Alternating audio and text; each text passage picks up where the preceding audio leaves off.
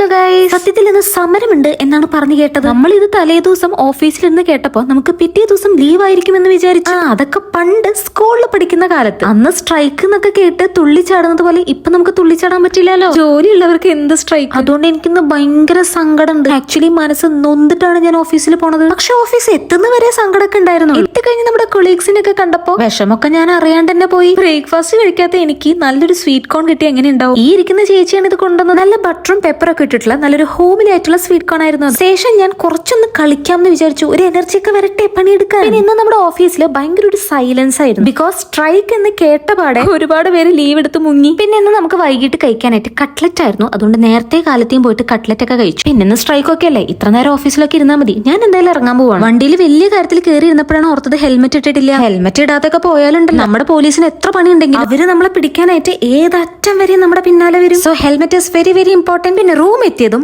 ആദ്യം ചെയ്ത കാര്യം എന്ന് വെച്ച് കഴിഞ്ഞാൽ മാങ്ങ കഴിക്കലാണ്. ഈ മാങ്ങ കണ്ടു കഴിഞ്ഞാൽ ആർക്കായാലും കൊതി വരില്ലേ. നല്ല പഴുത്ത മധുരമുള്ള മാങ്ങയായിരുന്നു. ഒറ്റ ഇരിപ്പിന് ഞാനത് ഫുള്ള് കഴിച്ചു കേട്ടോ. അത് ഫുള്ള് ഇരുന്ന് കഴിച്ചോണ്ടാണോന്ന് അറിയില്ല. ഇപ്പൊ നല്ലൊരു ആശ്വാസം ഉണ്ട്. സോ ഇന്നത്തെ വിശേഷം അത്രയൊക്കെ ഉള്ളൂ. അപ്പൊ എല്ലാവർക്കും ബൈ.